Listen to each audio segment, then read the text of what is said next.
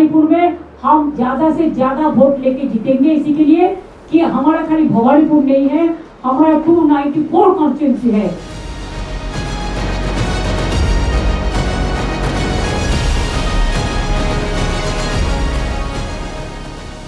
দুশো 294 আসনে প্রার্থী তালিকা ঘোষণা করলেন মমতা বন্দ্যোপাধ্যায় এবং অভিষেক বন্দ্যোপাধ্যায়।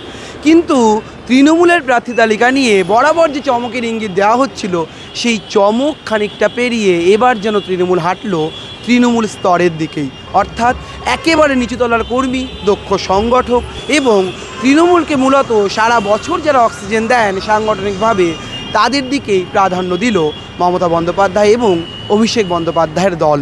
সেখানে উঠে এলো একাধিক নতুন নাম, একাধিক যুবমুখ, আবার অনেক সিটিং এমএলএই তারা টিকিট পেলেন না এবারের বিধানসভা নির্বাচনে। তারকা মুখের ছড়াছড়ির যে প্রশ্ন বারবার ওঠে, সেই বিষয়টির দিকেও খানিকটা রাশ টানল তৃণমূল কংগ্রেস।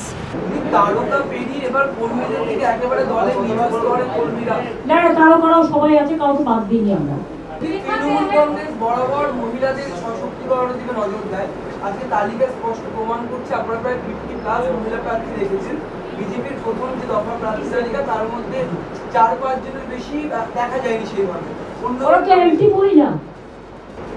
हमारा जो पार्टी का लड़ाई है वो जारी रहेगा और भवानीपुर में हम ज्यादा से ज्यादा वोट लेके जीतेंगे, इसी के लिए कि हमारा खाली भवानीपुर नहीं है, हमारा 294 कॉन्स्टिट्यूंसी है और भवानीपुर इसको लीड करती है। এত সেন্ট্রাল ফোর্স রাখছে, স্কুলগুলো বন্ধ হচ্ছে না, স্কুলগুলোতে হ্যাম্পার হচ্ছে।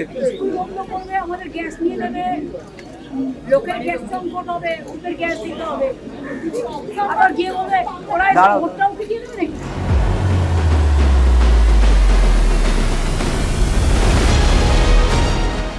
একাধিক ক্ষেত্রেই মমতা বন্দ্যোপাধ্যায়, অভিষেক বন্দ্যোপাধ্যায় তাদের প্রার্থী তালিকায় সূচিত করলেন এক অন্য রকমের মাইলস্টোন। এখন দেখার নির্বাচনের ফল প্রকাশে প্রার্থী তালিকা বারবার গুরুত্বপূর্ণ হলেও এই প্রার্থী তালিকা ঠিক কীভাবে গুরুত্ব পায় আগামীর ফলাফলেও। ক্যামেরায় সুমন দাসের সঙ্গে রবীন দাসের রিপোর্ট, সংবাদ প্রতিদিন.in। এবারে ভাই ভোটের লড়াই এই এখানেই দেখবো।